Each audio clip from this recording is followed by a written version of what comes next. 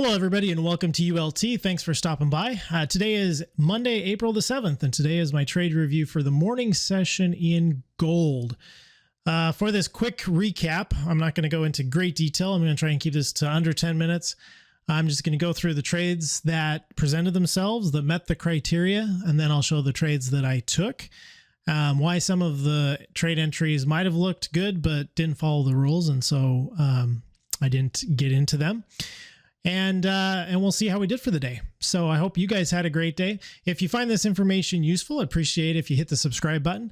I'm going to try and post these recaps kind of more routinely just to keep ahead of, to keep on top of the market. These markets are crazy, huge volatility. There's a lot going on. So let's see how this strategy does. I am trading my Apex PA accounts. And if you're interested in getting an Apex account and you want to support the channel, use code ULT. And that'll get you whatever the best discount is at the time with Apex Trader Funding. So let's get into the charts. Here is our day. Starting off 8:20 in the morning is the open for, and this is Eastern time, obviously, 8:20 Eastern is the open for gold. You know, it started off, we came into the market really just kind of consolidating sideways. So we just wait and see what happens. We got a nice dump out of the open range first thing in the morning. We get kind of this deeper retest and then a pullback. We do come back to the green line here. This is not valid because we do not have a smooth pullback. It does pull back to the gold line for us, and this one is a valid entry because of the smooth pullback. I guess you could say this is a, you know, in retrospect, you could come back and say, well, this is a broken pivot. It's not wrong, but that's, in my mind, that's a fairly minor pivot. And so I did not view that as a disqualifying feature, disqualifying fact. And so we come back into the gold line. It does tick me in here. I do take this trade and it fails. So this is a loser. We do pull up to the red line. This is not a valid trade because of the time of the red line. This red line is a 105 SMA. And because it's 105 periods, I like to wait at least an hour before I kind of look at it. And, you know, right here, we're at 8:55 in the morning, opened at 8:20. So that's less than an hour. Because the moving averages are based on what the price is doing and volatility normally will pick up after the open, I just find the red line to be less useful or less reliable earlier in the day. The later in the day it gets, that line usually works better. So no trade there. We just kind of chop here. There's really no entries until we get to this retest of the gold line, red line. At this point, we are an hour past the market open. And so I'm looking at this as a red line trade. And really, it's kind of a double tap of the red line. You know, price is hovering in this area. We're putting in a lower high right here relative to these other ones. And price wicks up here and pulls back twice, which I view as a good sign. So we're coming off of a low, and it's a recent low. This low over here was at 842. This one is at 918. You know, so I look at about 30 minutes. If it's the most recent low in the last 30 minutes, that's usually good enough for me.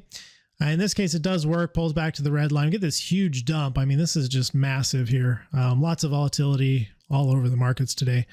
242 ticks or so dump right there, just giant. Of course, I'm only taking a 10 tick scalp. The market is moving enough on a day like today that I should have probably increased my target, but I was being kind of conservative, and so I didn't. You know, that would have paid pretty nicely. I mean, we have from here down to this most recent lows, 58 ticks, you know, so there's plenty of space there to get 20 or 30. And so in retrospect, that's probably one thing I could tweak, is being a little more aggressive with my profit targets, because that's, you know, you do want to make as much as you can out of trades if the market's going to give it to you. But for now, I was just sticking to my 10 ticks. Here we create a low, perfect low, smooth pullback. I mean, that's just a beautiful bounce off of the green line there. Fits every criteria just perfectly. We create another new low. We pull back. That's another entry. and that works out just fine as well. Once we get down towards the bottom, it doesn't move as much. And so, 27 ticks or so is the most that it went. And so depending on where you got in, hoping for more would have, maybe caused you a break-even trade. Again, my 10 tick scalp worked just fine. So for me, getting in and getting out with my money that just feels good. I like it. Now, the one question about this one is you could say there's not 3 candles of space, because that's what I look for, is at least 3 candles of space between the line, between touches in the line, right? So we have a touch, we have a green, this up close bar touched, this down close bar touched.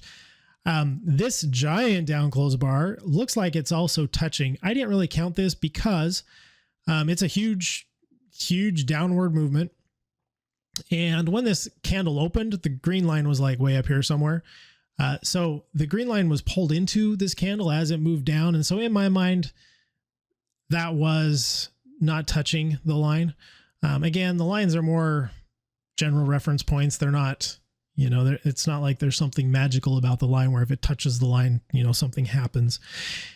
So I counted that as 1, 2, 3 candles of space, a touch and a drop. From there, we push back up to the gold line. We have a candle close above the gold line, so there's no trade there. Here, we bounce around, push through the red line. Again, candle close above, no trade there. It pushes all the way up to the overnight open. Honestly, if you looked at this, once we get on the other side of this green line, man, you got a recent high, you got a smooth pullback, you get a bounce. You got a recent high, a smooth pullback, and a bounce. Just something to notice there. I'm not taking these trades long because generally speaking, if I'm taking my trades based on where the red line is at. If price is above the red line, I'm going long. If price is below the red line, I'm looking for shorts. And so that's what I did.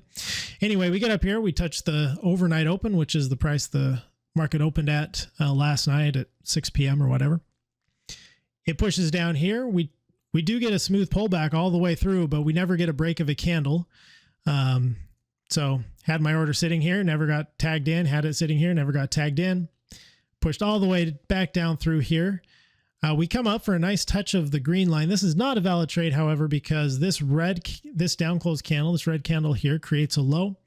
This candle wick comes down here, and this wick is actually 1 tick higher. If you look at the bottom, if you look at the low of the candle, the low of this candle is at 21.0. The low of this candle is at 21.1. So there was 1 tick difference there. So technically this is not a smooth pullback. The other thing that I don't like about this kind of formation is I'm not a big fan when you get consolidation down here at the peak or the, at the pivot. 4 candles of consolidation is something that I just steer clear of. In this case, it worked. If you would have got into this, it would have worked just fine.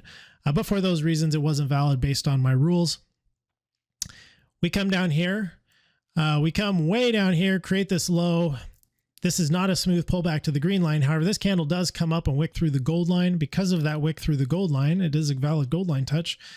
And you could move your entry point in below this inside red bar here. A break below would have worked. So that was another winning trade opportunity there.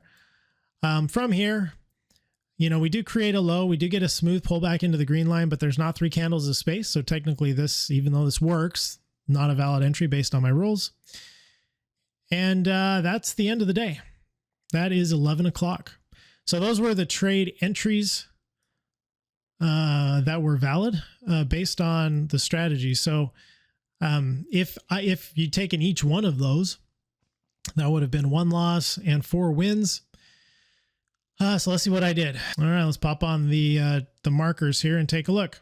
All right, so starting out over here, you see I have a trade. Let's zoom in here a little bit. There we go.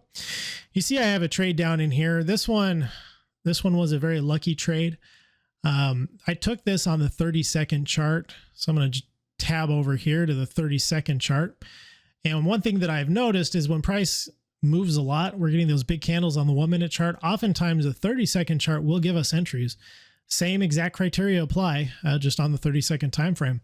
So honestly, you could see here, after this push and this break through the bottom of the open range, we create a low, we get a smooth pullback to the green line, and that's a perfect entry. I didn't see that. I didn't take it. I did take this guy here. And I got lucky. Again, my 10 tick scalp, I got filled at my target just below, just a few ticks before it decided to turn around. So this one was lucky. This one technically didn't follow the rules, but I was going with the trend and I got lucky. You know, I should have been in this trade here. This is where I should have been in, but it worked. So that's what that was. So it was not a great trade on my part. I got lucky that it worked. I did take this failing trade here. I kept my stop at 20 ticks.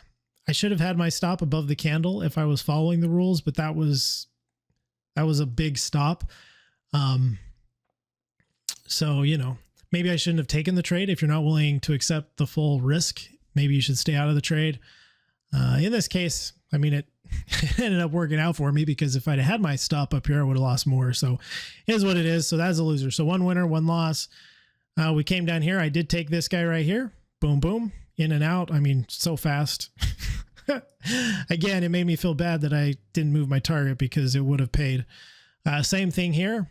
I got in right at the break of this candle, got out. So there's another winner. Same thing here. Break of the candle and I got out. And another winner. And I think that's the last trade that I took for the day. Let's see. Yeah, I did not take this one. This huge candle here had me pretty nervous. 104 ticks in that candle.